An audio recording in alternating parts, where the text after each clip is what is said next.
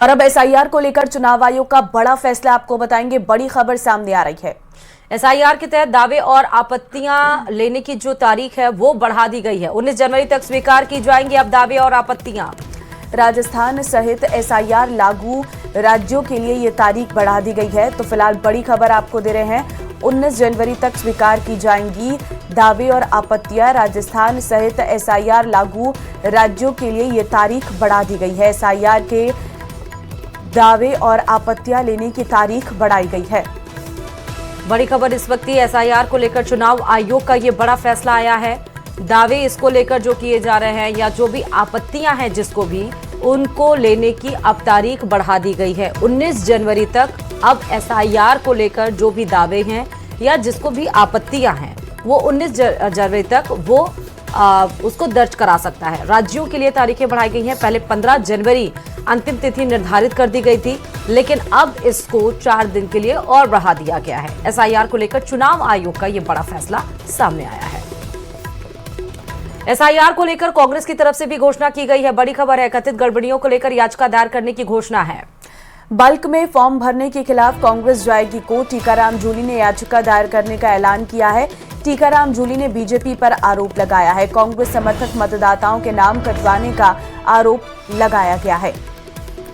तो बड़ी खबर इस बीच आपको बता रहे हैं, एसआईआर को लेकर कांग्रेस की भी घोषणा आई है। और कांग्रेस ने कहा है जो भी एसआईआर को लेकर गड़बड़ियां हैं वो उसको लेकर याचिका दायर करेंगे। बल्क में फॉर्म भरने के खिलाफ कांग्रेस कोर्ट जाएगी। टीकाराम जूली नेता प्रतिपक्ष ने कहा कि याचिका दायर करने का ऐलान भी किया गया। टीकाराम जूली ने बीजेपी पर आरोप लगाया है इस पूरे मामले को लेकर।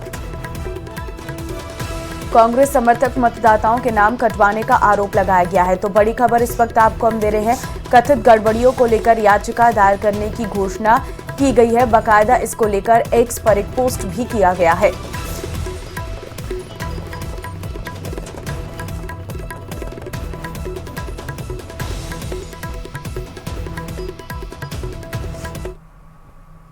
विकसित भारत रोजगार की गारंटी और आजीविका मिशन ग्रामीण को लेकर राजस्थान की सियासत गर्मा गई है।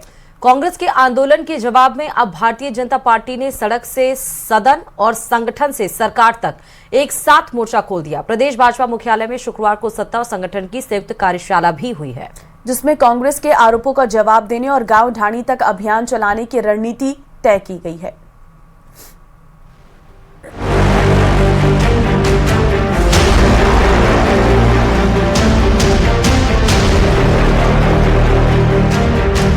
विकसित भारत रोजगार की गारंटी और आजीविका मिशन ग्रामीण को लेकर प्रदेश की सियासत में छिड़े संग्राम के बीच भारतीय जनता पार्टी ने कांग्रेस के आंदोलन को काउंटर करने के लिए अपनी रणनीति तेज कर दी है। पार्टी अब सड़क से लेकर सदन और संगठन से लेकर सरकार तक एक साथ मोर्चा खोलने की तैयारी में। इसी कड़ी में भाजपा के पूर्व प्रदेश प्रभारी और राष्ट्रीय महामंत्री अरुण सिंह ने शुक्रवार को जयपुर स्थित भाजपा मुख्यालय पर एक अहम कार्यशाला को संबोधित किया, जिसमें मुख्यमंत्री भजनलाल शर्मा, प्रदेश अध्यक्ष मदन राठौड़, उप मुख्यमंत्री दिया कुमारी, उप मुख्यमंत्री प्रेमचंद बैरवा सहित पार्टी के वरिष्ठ नेता और पदाधिकारी शामिल हैं। कार्यशाला में तय किया गया कि आगामी पंचायत चुनाव को ध्यान में रखते हुए सरकार और संगठन संयुक्त अभियान चलाएंगे और आम जनता को जी राम जी के प्रावधानों के बारे में जागरूक करेंगे। हमने यह तय किया है कि ग्राम चौपाल तक भारतीय जनता पार्टी के कार्यकर्ता जाएंगे और लोगों के साथ बैठेंगे, कृषि श्रमिक के साथ बैठेंगे और उनसे बात करेंगे और उनको समझाएंगे और मोदी जी का अभिनंदन का प्रस्ताव पारित होगा। बीजेपी का कहना है कि जी राम जी 2047 के विकसित भारत के लक्ष्य को साकार करने की दिशा में अहम कदम है और इस योजना के तहत मनरेगा की कमियों को दूर किया गया है। काम के दिनों को 100 से बढ़ाकर 125 किया गया है और लगभग 1,51,000 करोड़ रुपए के प्रस्तावित बजट का प्रावधान है। इस मौके पर सीएम भजनलाल ने कांग्रेस पर तीखा हमला बोलते हुए कहा कि कांग्रेस को भगवान राम के नाम से हमेशा से एलर्जी रही है। डिप्टी सीएम दिया कुमारी और प्रेमचंद बैरवा ने भी नरेगा के एक नए स्वरूप की तारीफ करते हुए इसे श्रमिकों के लिए एक हितकारी कदम बताया। निश्चित रूप से बहुत सारे प्रावधान किए गए हैं जिसमें आम श्रमिक को ज्यादा से ज्यादा इसमें उसको लाभ मिले। पहले 125 दिन का इसमें 100 दिन का काम था, वो 125 दिन का काम इसमें बढ़ाया गया है। 125 डेज भी बढ़ाए हैं। इसके अलावा भी बहुत सारे ऐसे काम इसमें शामिल किए जो काम पहले नहीं थे और अब इसको पूरी तरह से ट्रांसपेरेंट भी बनाया जिससे कि सचमुच में जो मजदूर काम करता है उसको पैसा मिले और सही काम के लिए सही मजदूर को सही व्यक्ति को पैसा मिले, टाइमली मिले, उसके लिए भी इसमें प्रावधान किया गया है।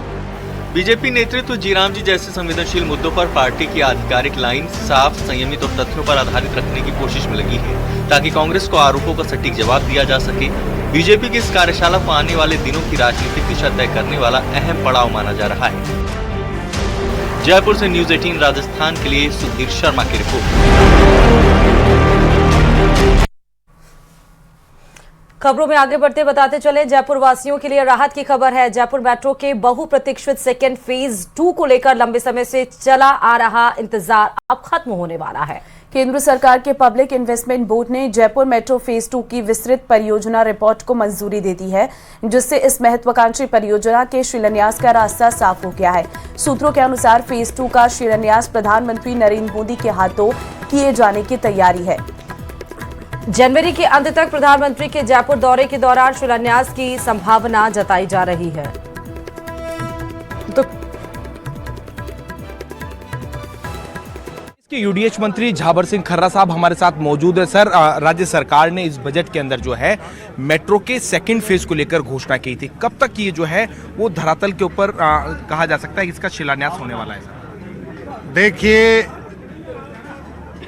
राजस्थान सरकार ने भारत सरकार के साथ जयपुर मेट्रो का संयुक्त उपक्रम बनाने का निर्णय कर लिया, अंतिम चरण में है और उम्मीद ये करेंगे कि 2026 में आदरणीय प्रधानमंत्री जी के हाथों इसका शिलान्यास होकर काम शुरू हो।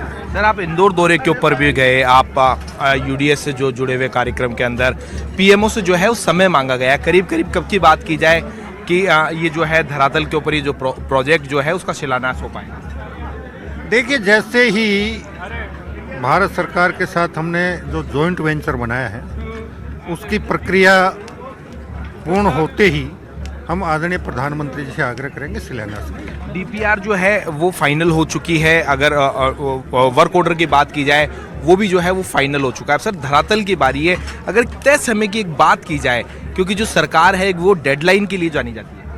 देखिए, हमने कहा 2026 जयपुर मेट्रो के सेकंड फेज ही नहीं हो सकता है, शायद थर्ड फेज के